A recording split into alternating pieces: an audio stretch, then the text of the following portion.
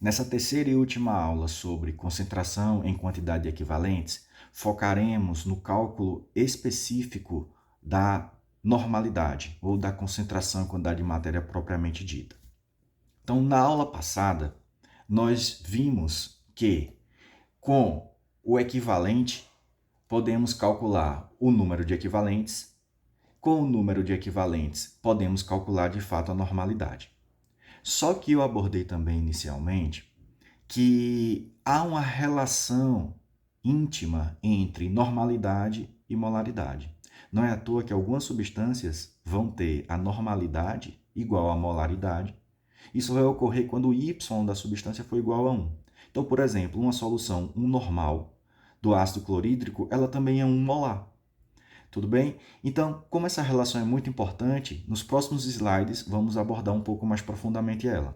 Então, aqui nós temos, então, o nosso paralelo entre molaridade e normalidade. E vocês já devem saber, nessa altura, que o número de mols é calculado relacionando a massa da substância pela massa molar dela, enquanto o número de equivalentes é a massa da substância dividido pelo equivalente.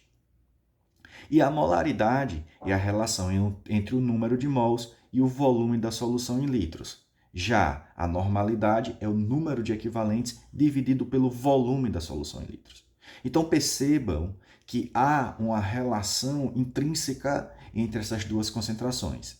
Então, se a gente sabe que a normalidade é o número de equivalentes dividido pelo volume em litros, que eu consigo fazer o cálculo do número de equivalentes relacionando a massa e o equivalente.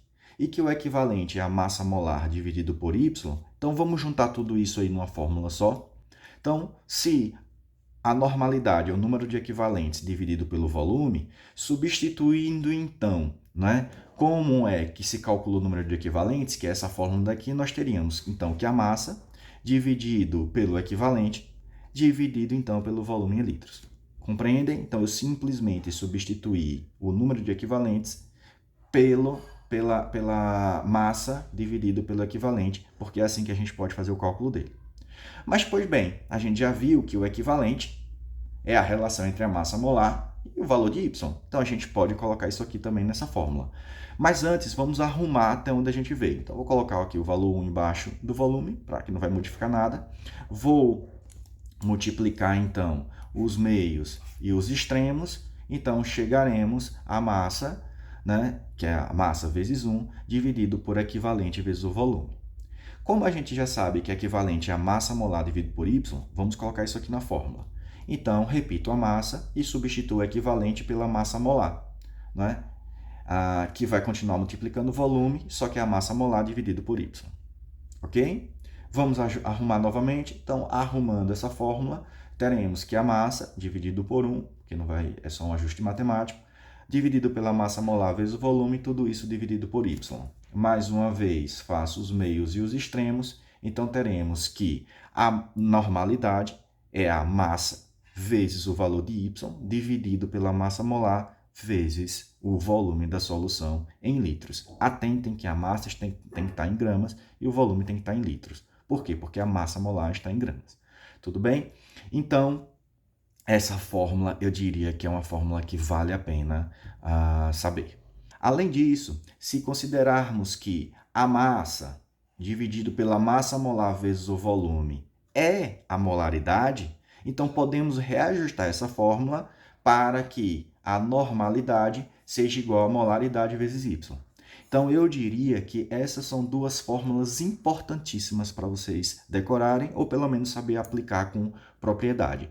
Porque a primeira fórmula, né, essa fórmula daqui, ela é uma relação completa entre a normalidade, a massa dada, a massa molar, o Y e o volume, então vai facilitar muito os cálculos na hora de serem executados. E essa fórmula daqui faz relação entre número de mol e molaridade.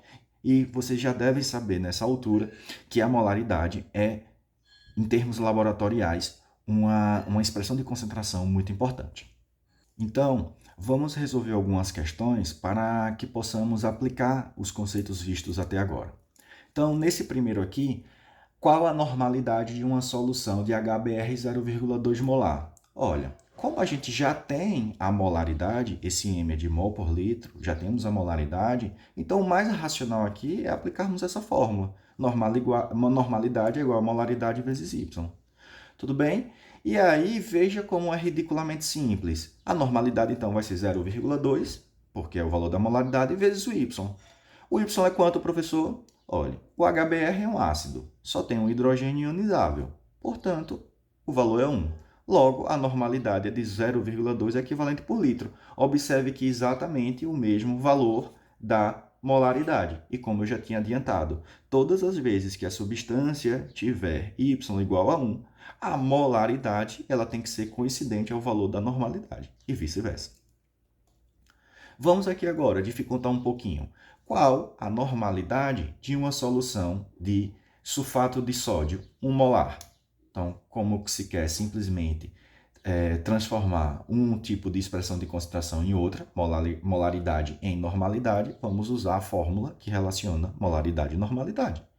Então, aplicando, aí nós temos que o Na2SO4 em meio aquoso vai liberar 2Na+, e um SO4 2-. Qual é o valor de Y que eu vou usar? Como já disse, né? Como é um sal, teremos que utilizar a carga, ou positiva ou negativa. Substituindo então na fórmula 1 da molaridade vezes 2 do Y, teremos então que a normalidade vai ser de 2 equivalente por litro. Qual a massa de hidróxido de lítio para preparar 500 ml de uma solução aquosa na concentração 0,5 equivalente por litro?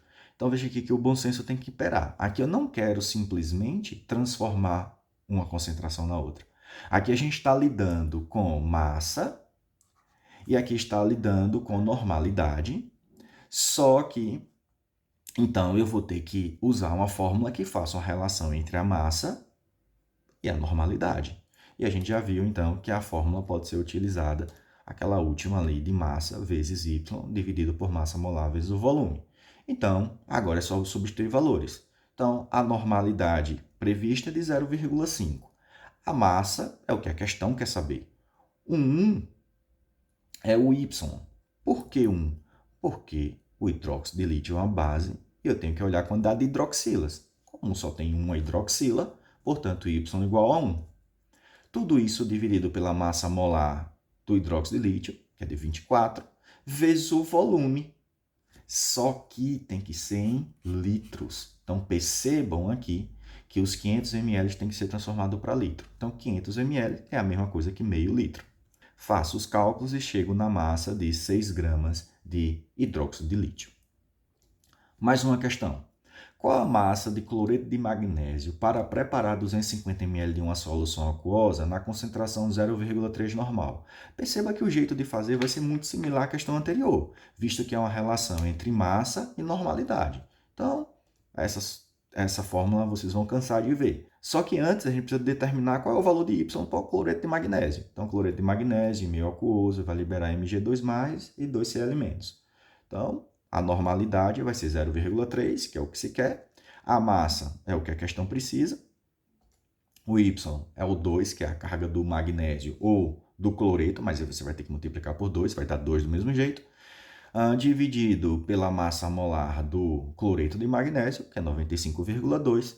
Tudo isso aí vezes 0,25, que é o volume em litros equivalente a 250 ml. Então, 250 ml equivale a 0,25 litros. Lembrem-se que o volume precisa ser em litros.